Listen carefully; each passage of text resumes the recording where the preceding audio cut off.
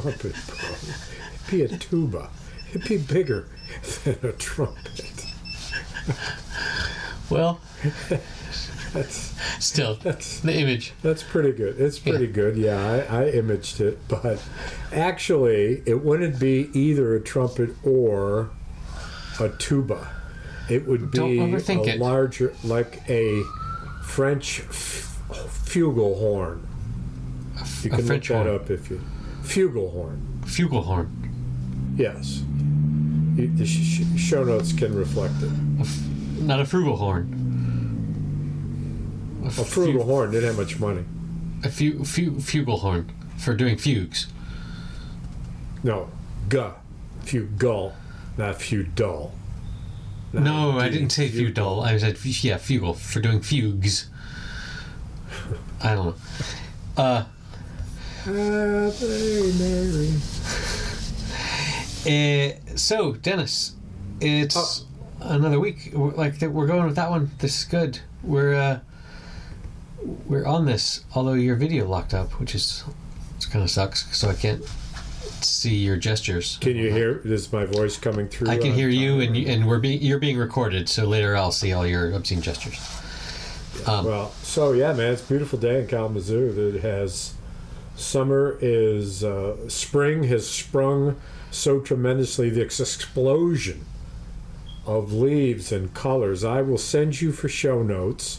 A picture of my house with the cherry tree prominent in the front yard, which I planted when we got here, and now is splendiferous and growing about the size I wanted. Nice. Big, but far enough away from the house where it'll basically give us a sound cover and a barrier to dust, because it kind of blocks out the road. But gorgeous, gorgeous. Does it give cherries? No, it's a maple. Did I say cherry? Yes. It would be awkward if a maple tree gave you cherries. Well, yeah.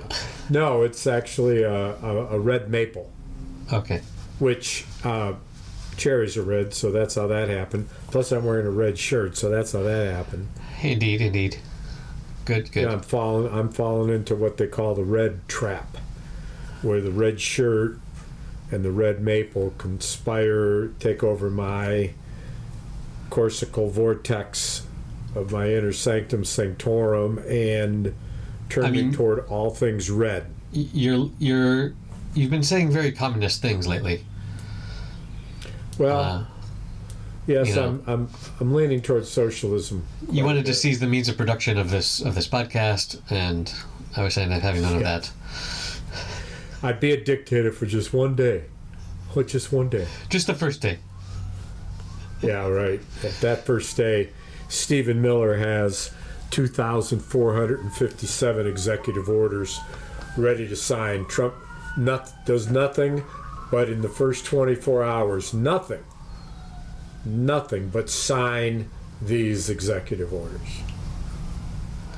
With his... I hope he saved his Sharpie.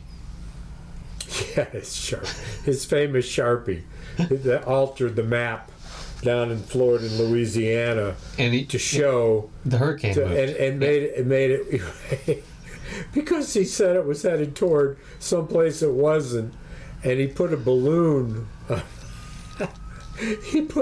He extended the path with a magic marker, and then forced the agency to act as if it was legit. That's why they call them magic markers. Just saying. They are magic. Well, today in the news, Stormy Daniels finally testified. Yes, tell me about that. I saw the headline, and this is the interesting thing: is that what you're trying to do is prove the case, and while the case does have a lot to do with Stormy Daniels and $130,000, that's not a crime, and that's not under investigation. That just happens to be a motive. That's a motive. And the way you prove that motive is through evidence and testimony. And before Stormy Daniels got on the stand, it had already been proven through printed emails, through between lawyers and bankers, Michael Cohen taped telephone conversations, etc. It had been proven, evidenced, I should say. Yep. You know, the subject of much testimony for days, that there was a buy, hush, kill article thing going on, and that this was one that they wanted to kill. It had already been shown with real evidence. Testimony isn't hard evidence. Testimony isn't documentation. Testimony needs to be factual, but then sometimes it goes into opinion, which is objectionable. It's not what I asked you, what you felt, what you thought, what you think, what you project. I asked you what happened. And so imagine then that the prosecutors have to decide, well, we have this woman who's going to corroborate everything we've just proved and put a personal side to it, notwithstanding that as a porn star, she probably isn't the most relatable or confidence-inspiring nor sympathetic person to a typical jury in the United States of America, this one included. And so she's a risky proposition at best. And for what reason? To provide what is about an emotional context almost, or a personal context of something that's already been proven. So what happened was Stormy Daniels is asked questions, and because she's Gabby Hayes, when she answers a question, she goes kind of in a, she's talking. So what happened next? Well, we went in the hotel room, and I remember the tiles in the bathroom were fantastic Spanish orange, and that the toiletry kit, you know, was gold, until the judge would say, perhaps, please just answer the question. No, but giving those details is a tactic for seeming credible. Yes, that's true to a certain extent. What the judge is afraid of is that if she strays off the question too far, there's going to be an objection, or there should be. That's opinion. That's extraneous. You know, but right. Trump's lawyers are not jumping up and down. And at one point, there were three things she said that are in this category of immaterial and not really asked for, but possibly when you hear them, you'll understand why they may have caused the case grave damage. One, that Trump was no longer sleeping with his wife. Two, that's the big one. I've lost my place here. And two, that when she walked in the room, he was in his boxer shorts and his bed, like in a provocative position, which is an image that only 37% of America wants. And she said extraneously, and we took the missionary position. Okay. So now, as being said post, and mind you, the defenders did not object when she was talking about this. After she said it over, they did not object. But afterwards, at Trump's urging, they said, we want a mistrial because of what she said. And what she said so impugned the character of Donald Trump without any connection to this case, and the jurors will never unhear that. She has prejudiced them against Donald Trump. But was she answering questions that were asked of her? She was. Or was she just extrapolating? Okay. They didn't ask her what was your position. They said to her, in fact, do not provide us graphic details. We just want to know more or less what happened. Ooh, missionary, so graphic. Well, it is graphic. It's very graphic. And in fact, now everybody on the jury sees this porn star spread out on the bed with this fat-ass fucking whale of a man fucking mounting her, which then the next thing she said made sense because of that. At one point, she said, he's a big man. He was in my way. And then she might have said, that image I told you before, the missionary position, that's the image I want you to think of. How do you think I felt with that? Must have been hard to breathe. She might have said, he crushed me in the missionary position. Right. He's such a fat, sloppy pig. Uh-huh. Wow. One lawyer said, was it important for the jury to know that one time he answered the door when she came to see him at his request in his satin jammies? That is not material to the case, and what the defense attorneys are saying is that is another prejudicial image that you've planted in the juror's mind. That, and this is correct, has nothing to do with this case. It's about the payments to cover it up. It's about using campaign money to hide a felonious miscarriage of fiscal justice. I mean, as hilarious as these images are, the lawyers are not wrong. Like, we didn't need that, and that wasn't asked of her. But also, good on her. I mean, I'm fine with her. It's whatever. It's dropping like that stuff just as sort of payback for the shit that her life has been. She did her best. Here's an interesting exchange I think you like. Miss Daniels, is it true that you hate Donald Trump? Yes, she said. More than Joe Biden?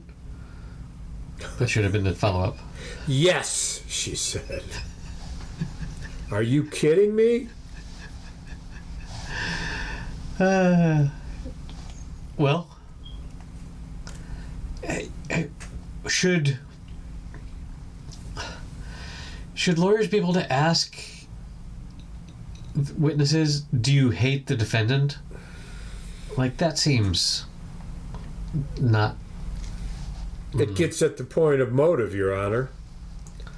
We believe that the reason that this false testimony is being provided is a factor of revenge, right, and personal financial gain. Yep. I mean, I think those are pretty legit conclusions, given what you've told me so far. Well, and so what happens is that it all depends on other things that, let's say that on appeal in, I don't know, let's say he's convicted 2 or 3 years from now. Jesus. 2 or 3 years from now. On appeal, what they have to weigh is whether or not this so impugn the image of the defendant in the eyes of the jury that it very well could have been a cause and effect given his guilty plea. Or they can find in the grand room full of evidence, in the 2,500,000 documents, emails, verbiage written, and verbal interviews, so overwhelm this minor, therefore minor, blah, blah, blah, and then it gets appealed again, and eventually it gets to the Supreme Court, and by then you've either got a guy who is running for president because he lost, and he's running for the third time, at the age of 81. 7, or yeah. Uh-huh. Yep. Or 82 even. A robust 82. By then he'll weigh over 560 pounds. He will have 17 strings of hair growing off the back of his head that he will end up tying. to his eyebrows, which he will grow in an amazing bushy way so that the new Trump will have no forehead at all, which is not too far from the way he looks now with his poof de l'orange. Uh-huh. Boy, that's graphic. Talk about graphic. Images, yes. Baby. Do an AI on that one. Yeah, the AI stuff that I have access to, as soon as you try and do a funny thing about a political person, it says, nope, not going to do that. It says what? Nope, I'm not going to do that? Yeah, like, that's... It won't do caricatures of political figures? No, it won't. What about Putin and Trump? Right, but there are other things that I don't... like, I shared those images with you that someone else had made, but I don't have the right incantations to equipment to do those. Yeah. So tell me, there's Yes. more on all this stuff. I'll say this though, the mistrial would also go on appeal, and wouldn't be decided for years and years, and it too would probably find its way to the Supreme Court. And in the meantime, the judge today in the other case, one of the other cases in Florida, where Trump was found to have willfully hidden and obscured and strong-armed hundreds of thousands of classified materials of great value, is now postponed indefinitely by the judge, because there needs to be a finding of one kind or another, but it is essentially done. Indefinitely doesn't mean for a short time. Indefinitely means for as long as you can think ahead. Indefinitely.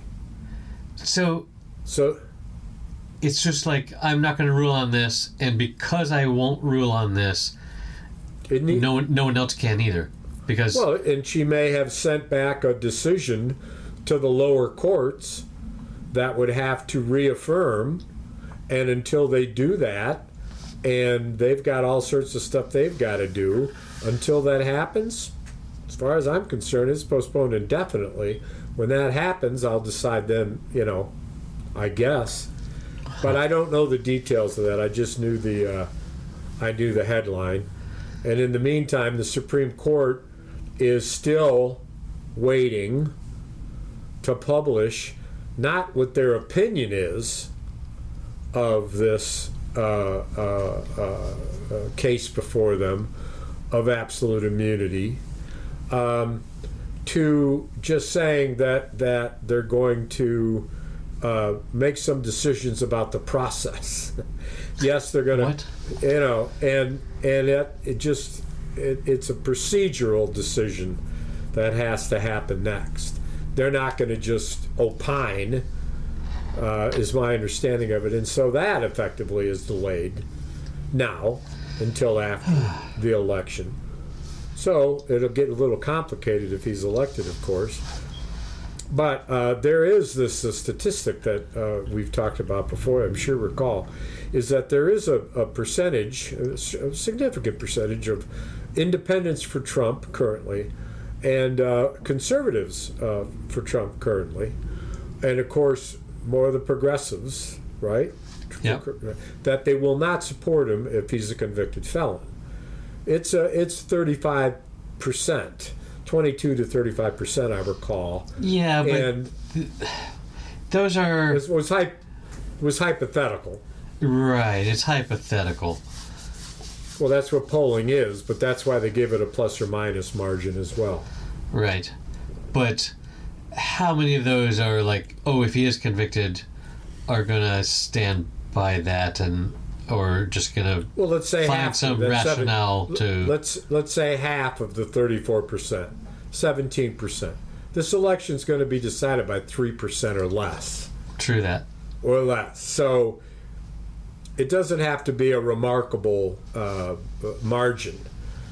If you got double digit, you're golden. High single digit, you're golden. Right. And the fact that Biden and Biden's people are running unadulterated full speed with whole sorts of divisions of the campaign, courting blacks, another one with Hispanics. I mean, one of the things you can Google, because you'd be interested in, is how they handled Cinco de Mayo when they originally had said, nah, we just did Navidad, blah, blah, blah. We don't need to do two, Spanish stuff.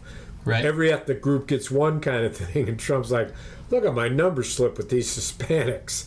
Hey, happy Cinco de Mayo. Oh, yeah.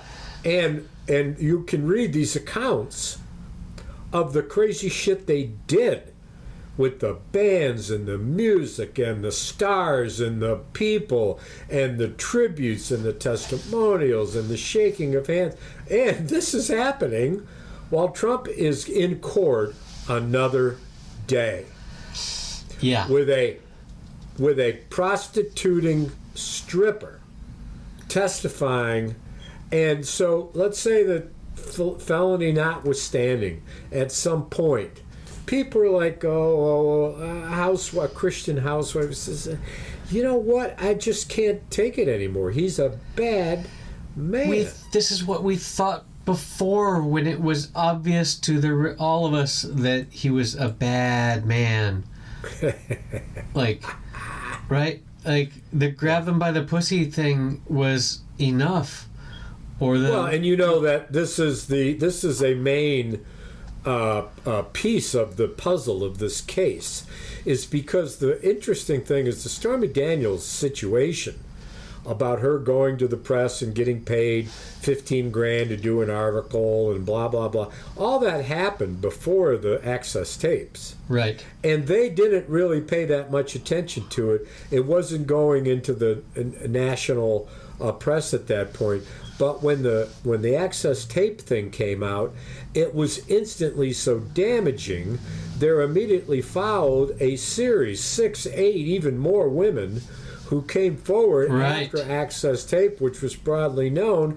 One of those cases was McDougal, who was a Playboy bunny, and she was the first part of the testimony, not her personally, but the records about her, which proved the catch and release and kill approach that they did with the Post. You're such a fisherman.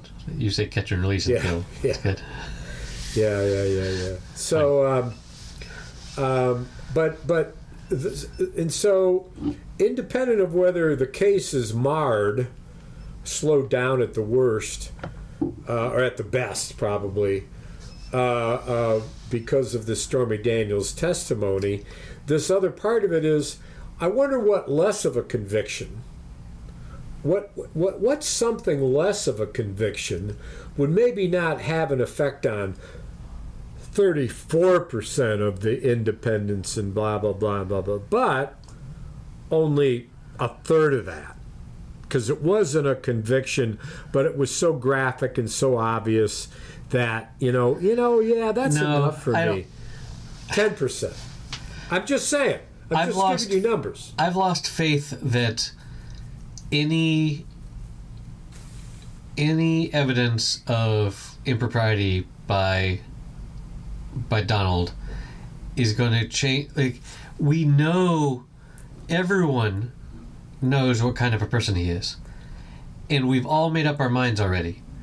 But listen, you're creating a black and white scenario, and it's very clear, and you know data well enough to know that these 39%, 45%, 36%, whatever the mix is, as you get toward the point of neutral, there are a number of people, fewer people, because they're congregating right in the middle.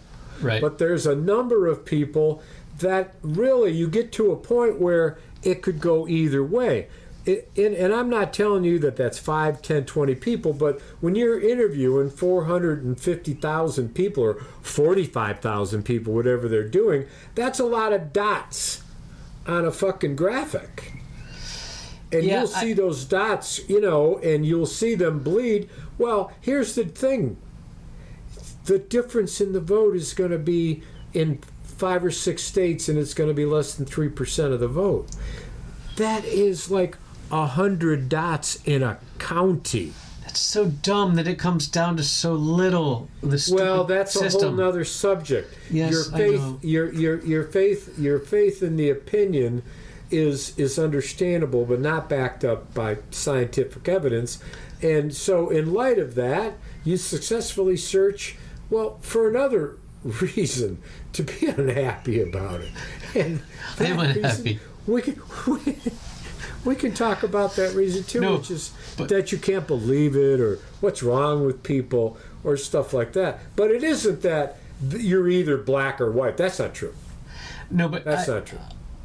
I'm so jaded at this point that I think that for every person that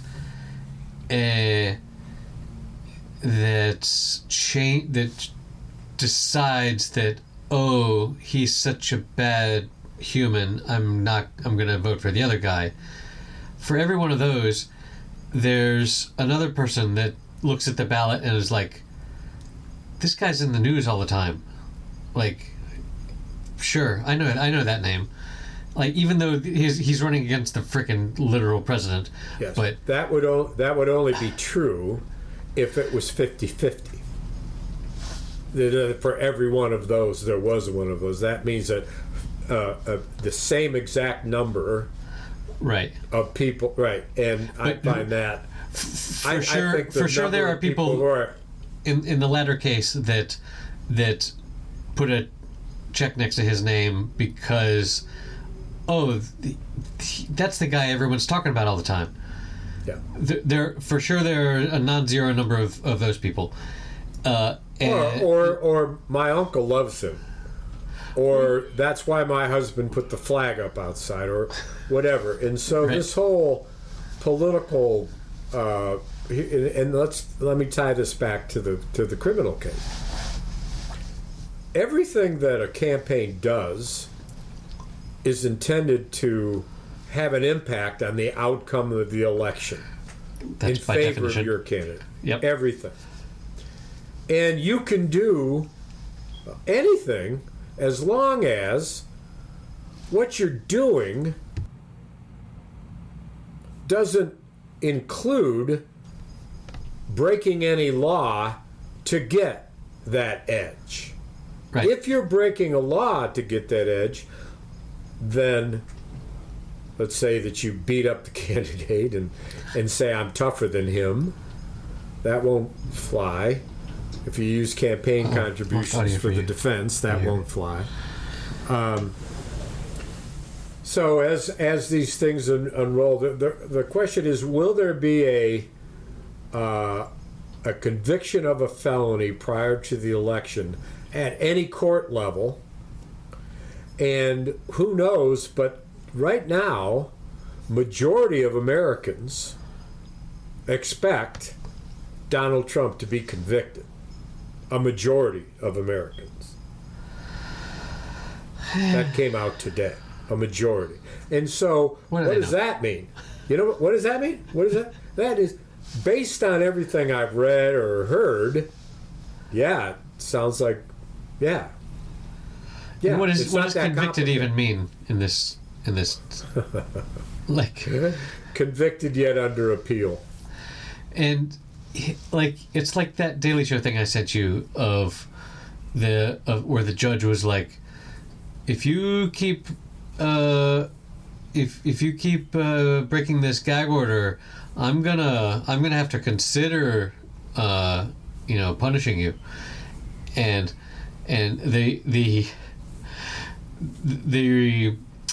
the metaphor of seeing a parent with a toddler who's like, yeah. Okay, when I count to 10, and they get up to 9, and then 9 1/4, and 9.4, 9.5, it's like, at that point, and at the end really of the day, akin to fining Trump $9,000. Yeah. Okay. Right. Is like saying to the toddler, now you have to stand over there on the grass for 1 minute. Or a second. Yeah. Stand over there. Okay, come back. I mean, Right. But the other thing, though, to know is that is an end to a means. In order for a judge to incarcerate someone, means to an end. Means to an end. Sorry, I had that backwards. Is that in order to get to the point where you say, you know, I've tried other things, they won't work. There's only two things I can do. I can fine you, or I can send you to jail, or both. So you start with a small fine. The next time you go with a larger fine, they do it again. Then they can say, and on appeal this will work, I've tried the other options, they don't work, so now let's try this.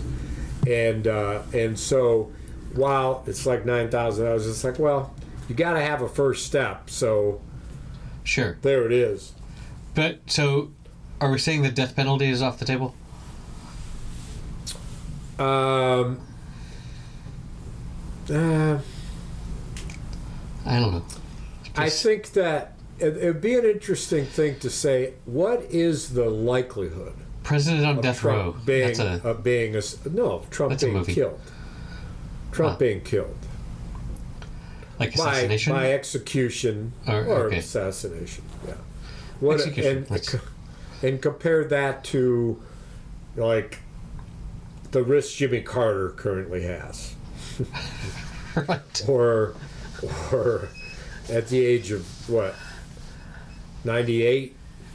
Yeah. And on a hospital, or Bill Clinton, you know, or George Bush, or Obama. Now we currently live in a time in history where there are more. No, we're one shy. The record was when George H. Bush was alive. That was the record of living presidents, living former president. Although Trump, no, we're tied with the record because Trump's a former president too. There are now more living former presidents in the history of our country. Did I send you that thing? Do you know who the two oldest living presidents are? And who they will be? Well, no, not the two oldest. Biden and the two youngest living presidents. Oh, no. That's Obama and Clinton. Yeah, which I knew that. Because Clinton was born just he's a little bit younger than Trump. But than Trump? Yeah. So isn't that crazy? He looks pretty fit. Well, yeah. When you're... Yeah. You can... When you've got all that money and... Time, yep. Remember last week I was kind of... dying. Because... everything hurt, and it was just bad, but turns out I rested and I pretty much fully recovered. So, including your thumbs? Yeah, my thumbs last week were more or less fine. They had been of trouble earlier in the week, but it was just everything else just hurt like hell. But well, that's good to hear. That's rest. Good to hear. So does that explain the military haircut and the military type garb? Yes, seem to. I've joined the Marines. Joined the Spanish Marines. And los marineros. Yes. And marineros.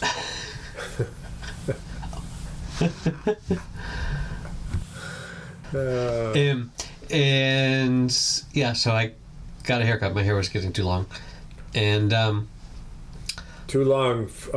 Like, what's this? I mean, your opinion.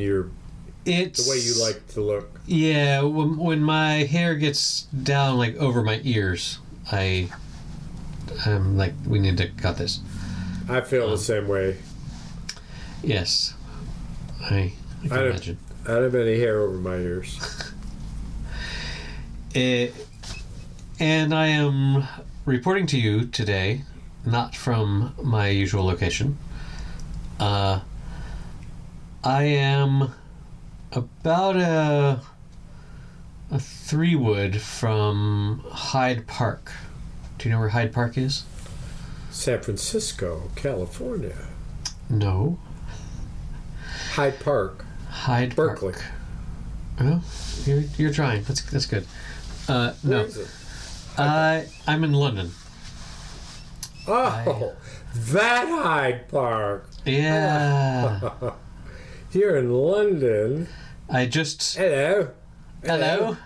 Good evening. Hey, how is you? I hope you enjoy your room, sir. Is there Yes. anything I do for you? Yes. So I'm here on a quick little business trip, but I thought it would be cool to record our... And here you are. And here I am. Let the record I just be known took... that this afternoon, after I got in and checked into my hotel in this tiny little room. I've never been in a hotel room. is there this a little. window? There is a window to the roof.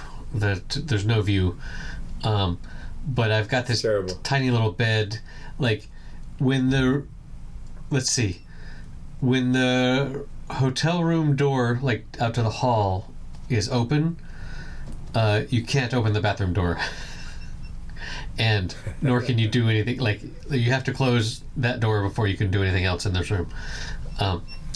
But it's a wee little room, and but so this afternoon I took a walk down to Buckingham Palace to Oh, no kidding. say hi to the king. Yeah, Wow. it's wow. it's a Did they give? pretty short Did walk. they have food hidden in their hats, and they gave you some? No, but there were a bunch of people coming out of the palace, clearly having met with important people, that were all dressed up, and the women had big fancy hats with feathers and shit. Did you get pictures of that? I did not actually, Oh, Lord. but presumably there were some important Yeah, people. it's hard to be able around to town. be instantaneous with a phone camera, because it does take a second or two for things to click. Yeah, and then after you take the picture, you gotta wind it, and it's it's so slow, really. Oh, But well, so well. I'm an hour closer to you, time zone wise, than I normally Oh, am. so what time is it there then? It is 9 something. PM. Yeah. So normally I'm 17. I'm 6 hours away from you. But, however, I'm actually further east than I normally am, because Spain's time zone is fucked up. Spain's time zone So what do you- is east of England, but where I live in Spain is west of London, which is crazy. If you can visualize that. I can. I wonder what you're doing there. Business. I know that's. Tell me more. Meetings. Yeah, I've got 2 days of meetings and then I go home. It's. With how many people at the table? I don't know yet. I just got here. I'm thinking there's gonna be. No, actually, I have seen the invite. There's gonna be like 6 of us at the table. So. For 2 days? Intimate, yes. Planning And- sessions? Yeah, I've been told to prepare a presentation for the second day. So What's the title of the presentation? the user experience of the command line interface. It's indeed. Oh, I'm sorry. I must have dozed off. Yeah. What did you say? Hold it's not- hold it's on. not that We do interesting. not disturb Simon. It's not that interesting. Oh, See, this is how close I am to the hotel room door. Right. It's just right there. Yeah, I've been in rooms like that. I've been in rooms that overlook roofs. I'll tell you. I don't know if I've ever told you this, but one time I had when I was flying a lot in my job and earning just maxo points for flying around the country. One such benefit was Marriott Hotels, and in San Francisco, where we ended up after a 7, 8, 9 day drive from Salem, Oregon to the coast of Oregon, down through California, finally down to, through the redwoods and everything. We stayed at bed and breakfasts all along the way. One on a river, one in a beautiful old Victorian house in the city, and the one on the river was so cool. And then one in a right off the ocean, where the guy who owned it, who lived in a farmhouse, built these small, tiny, 1 or 2 person places where you can stay. Couple in the barn, one up on the side of the mountain, one up a path into the woods, one over, one in an outcropping overlooking the ocean, which was in big demand. And over years, they had grown up, with bushes and vines and shit, so they were incredible. We stayed in one in the barn. But that ended up in the San Francisco, where because of all the points I had, I could upgrade to a suite, and I got on the top floor of a hotel that was a king bed, furniture, desk, places to sit, etc., door to the bathroom, big square. The entire front wall was Jacuzzi? a window, all glass. Nice. And it was the San Francisco skyline writ large. Nice. On a hill, on one of the highest floors, and I remember saying, you know what? We slept with the curtains open, with the glittering, and it just seemed to be the way to do it. Of course, you can't close those curtains. I ended up saying, you know what? I'm going to pay the money it takes to stay another night. Maybe mix it with points, because it was so gorgeous. And we were, in San Francisco, you can go from one end to the island. I mean, it's only 9 miles. The peninsula is only 9 miles. It's not very big.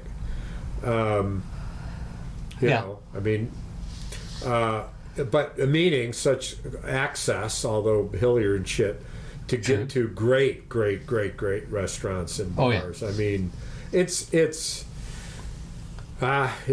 say it's my favorite city, but that's amongst some cities I really, really love. But anyway, your story of your little tiny room kind of prompted that exact opposite image. Walking around London today and arriving here, like I was here a year and a half ago for another business thing, and I don't know, there's something very charming about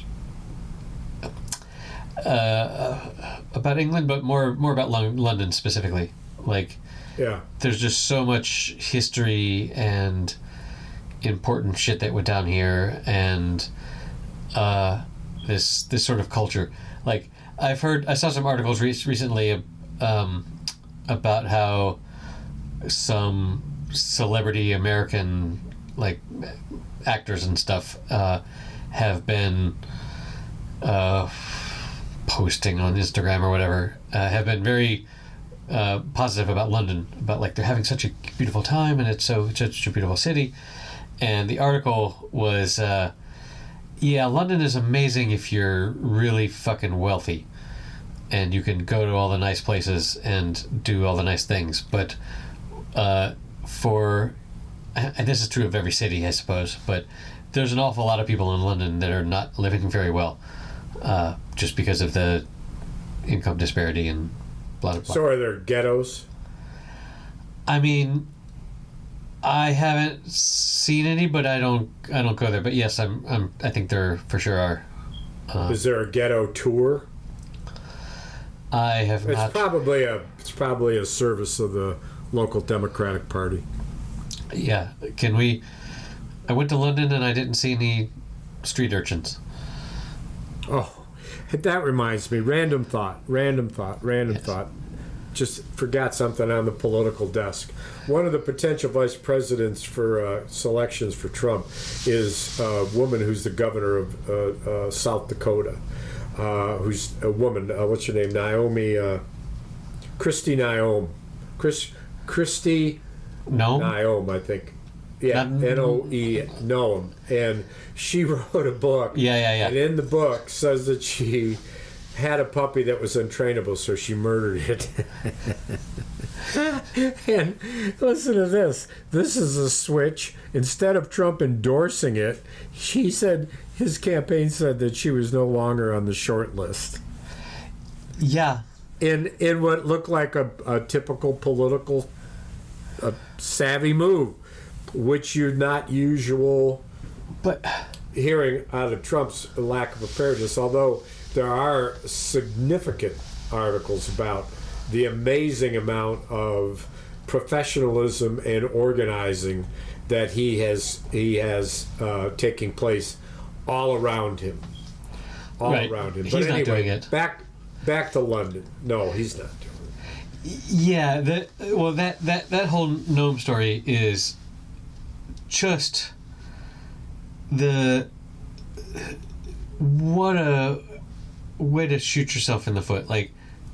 And the fact that she thought it would be a good idea to publish that as if there's two mistakes. I guess let's brainstorm her motives. Was it I'm willing to do the hard things when that's what's needed is what she was going for. Yeah. That's tough. I'm tough. Right. I'm tough. But Jesus Christ, find another story that's not shooting a puppy. You'd probably be better off saying you killed your child. Right. I think 84% of the American people really like or just like dogs. 84%. Only 72% of the American people like or kind of like children. Yes. So it's about like that. Yep. Just what a hilarious freaking story. Anyway, that was a side note taken away from. I don't know why it came to mind. You were talking about poor people in London and. Yeah. No, I don't have any other stories. Tell me where you ate. So I just got here this afternoon, and I ate across the street at a. Because it was there. It was just there. You were hungry. What the hell? Well, it was an Italian restaurant, and there were these guys, this group of 6 sort of mafia-looking guys sitting out on the sidewalk at that place, having finished eating, and one was smoking a cigar, and I know enough Mediterranean language to be pretty sure they weren't speaking Italian, but they were speaking some sort of I don't know, Croatian or something like that. But I don't know. I chose that place, and because I didn't really have time to explore too much. And if the meal were anything other than so, you'd be talking about that instead of this preamble. So the meal wasn't anything to write home about. It was. I ordered the rigatoni alla gorgonzola, and it was fine. Yeah, well, see, there we go. So. Yeah. So, and it was close to too small. No magicians, really. Nobody with lit arrows pulling out of their ass for entertainment. There was no fire breathing or no, none of that. Magic tricks. And then I went to the nearby pub and had a pint, and Good then I for came you. here. So Good for you. I know you don't like me doing these sober, but now all I have is this glass, this coffee cup of. They don't even have glasses in this hotel, full of tap water that I got from the bathroom, not from the toilet. Cup of tap water from the sink, not the toilet. Oh Lord! Well, I'm drinking a Big Lake, Michigan Amber. I've talked about it before. It's beautiful, beautiful can, as you and the two viewers can see. A little dark. I can't even see, but I will. Future me will see. Am I still blind to you? Yeah, you're. So you're looking at a blank screen. Yeah, your camera decided, or my side decided you were too ugly and it cut you off. But we'll see. So I'm sure you're doing something obscene now, and future me will appreciate this. Hey, you said you wanted to tell me about the origin of redneck. Oh, so I'm reading this great book called Demon Copperhead by Barbara Kingsolver, who is a preeminent novelist who has written some of the most amazing novels I've ever read, which we can talk about another time. But okay, this Demon Copperhead is a story about a kid growing up in Virginia, West Virginia, and descendants of miners all. Right. And he tells a story of how the biggest war in the United States prior to the Civil War was between the miners and the mining companies. Okay. And the tragedy of selling all their land, and so that every school, every road, everything was owned by the company, and you didn't get paid money, you got paid vouchers. Right. And everything was twice the cost. I've heard when they went to war, the mining men, who were used to covering their faces with bandanas to try to keep the dust out of their lungs, right, they all decided to wear red bandanas, and they were referred to as rednecks. Okay.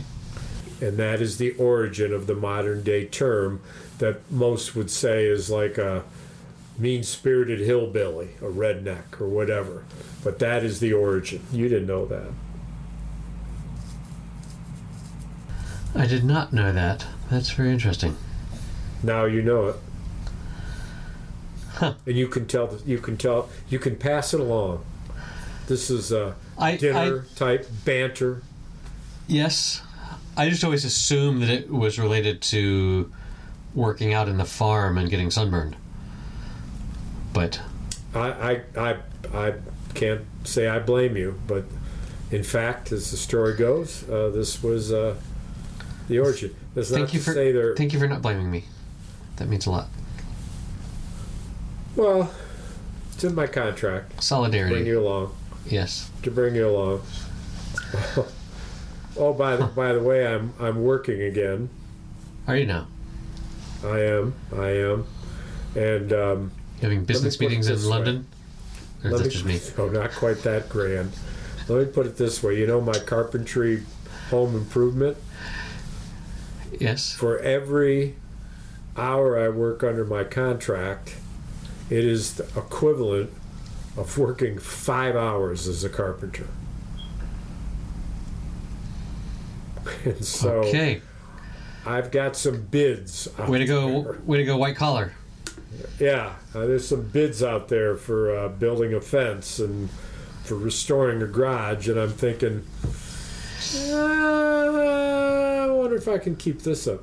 But it's a way to employ my son, and so that's That's an important variable. Nice. A little nepotism. It's always good. Well, I mean, I would. and so let's move to the new world of cinema. I have not watched the next Gentleman in Moscow episode, so we're gonna have to pass How many on have you watched? 5, I think. Like, I've watched all I can, which means that I too have just watched 5. And let's see what happens in 5 is that now he's 16 years older than the opening episode, and Sophia, who's his kind of granddaughter-ish, who Yes. calls him Papa, and is a gorgeous 16-year-old who's learned the piano, and to their great credit, you know this episode, right? You've seen it. yep. That they allowed that sonata to be played by her fully, so that it was a good example of how this approach is to not be in a hurry when there is some rich stuff to absorb, Culture, people yeah. or culture or dress Right. or environment. Yes. You know, they let the awe of it kind of just be a very comfortable kind of man. Yeah, that's rare for things to not try and be like, In a hurry. okay, let's entertain you with the next thing. And are there 8 in the series? There are 8 in total. So we're both at 5. So Yes, the 5 sadly ends with a mass grave at the end. how do you know that? Well, because I watched it. You watched all of them? No, all of 5. Wait a minute. I'm telling you I saw 5. I don't remember anything about a mass grave. Okay, Rostov looks after Sophia, which proved to be a challenge. Rostov convinces them to let her stay for a month, and that Nina will soon return, the mother, and then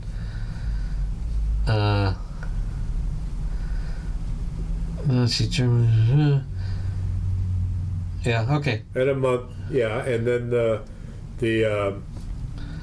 Soviet, the Russian, intervenes on his behalf when she falls down the stairs, right? And she's in the hospital. He leaves the hotel. It's been a couple weeks. Yeah, we'll reconvene on this. This is the biggest event of the series through 5 episodes. Him leaving the hotel. This isn't a minor thing that you wouldn't remember if you saw it, unless you are comatose when you're watching it, or have a pea brain or something, and you can't remember shit. You wouldn't forget this. But so, Sophia is Nina's daughter, right? Yeah, right. And he has to convince the hotel people to let her stay longer. Well, the Russian as well. They're all Russian. The Russian authorities, I should say. Okay. The brute, as he calls himself. And Lepevsky arranges for Sophia to be taken away, but Rostov and Halesky prevent this by claiming she's Rostov's niece. Huh. Okay, let's... What's this mass grave thing? Well, if it's either you've seen it or you haven't. Never mind. Well, but I don't. Like, I don't want to spoil anything for you if you haven't seen But that. does that mean that you've seen episode 6? Because it wasn't in 5. No, it is in 5. Did I fall asleep at the very end of it? I think you did. It'll probably be in the previously on. Okay, well that's in my on my Put that back on in my your schedule. Which, in your by the way, as they say here. gotta close this Schedule. off, man. I have a Tally I have ho. to change I have to go to the schedule on appointment. I can't very well change it. She's been expected for some time. I won't let her down. She's my missus. Gotta go She's sweep my a chimney. Here's my missus. So Chimney.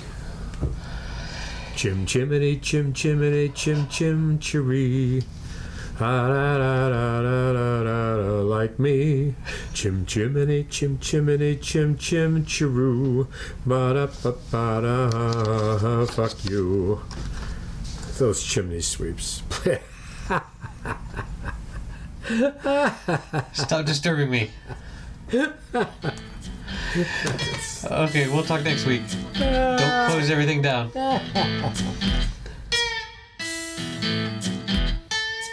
What a jolly good show. That was episode number 218. You can find the show notes at happyhour.fm/218. And you can help support the show at patreon.com/happyhour. If you pay at the gin martinis level, very London, you can watch a video of this nonsense. See you next week.